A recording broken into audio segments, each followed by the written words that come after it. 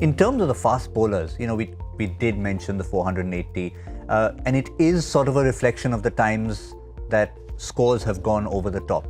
And while we've talked about the good part of it, the spinners, the wrist spinners coming into play, scores have changed in recent times. And see, here's my point. One of the greatest, Joel Garner was one of the greatest fast bowlers of all time. You have a look at him, he's a great fast bowler.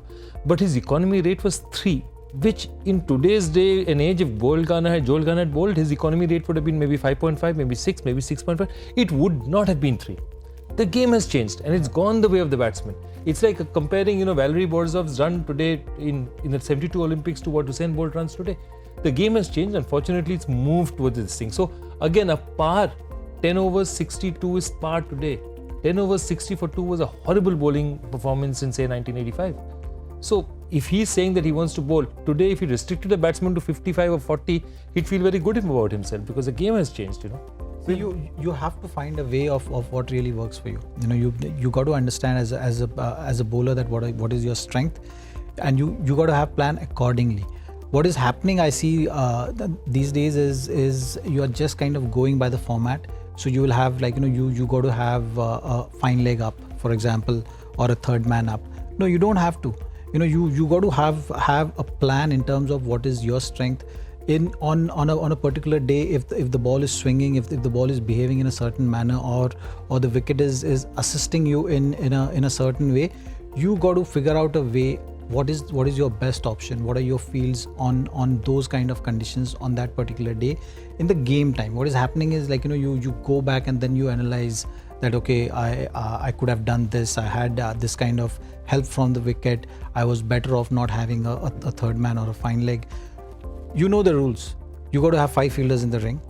You have option of having 4 fielders outside. So you got to know your areas where you're keeping those fielders, and just bowl to your strength. When you have a mid-off up, you cannot bowl a slower one. Then you got to be as fast as possible. Use your bounce and make it that much harder for batsmen to hit you over mid-off. And if he still managing to hit you over mid-off, then accept that fact. But when you have mid-off up and you're bowling that slow one and giving that freebie to the batsman, that is something which is not acceptable, and that's just happening because of pressure and because you're trying to play the format that you have to use that variation. You don't have to always use the variation. But conditions are changing. You're not seeing the kind of swing. We've got the 2 new balls, so perhaps that's also contributing to it. Let's have a look at these numbers. Since April 2015 in ODIs, have a look at the number of 300 plus scores, and many of them, I can tell you, were well in excess of 350 as well. One, of course, we know in excess of 450.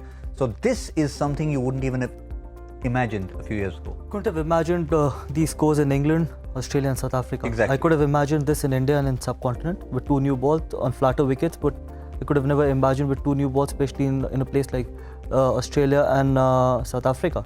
England, okay, because of the summer, sometimes people say that it gets really hot there, but if you traditionally see, when we talk about Australia, we talk about bounce, we talk about South Africa, we talk about bounce and seam movement. But if you see the amount of scores, 300 scores, it's absolutely astonishing because the 2 new balls were introduced only to, I think, bridge the gap between bat and ball, but it's completely gone the other way with 5 fielders inside, 2 new balls. If you can, I remember the last World Cup which was played in Australia.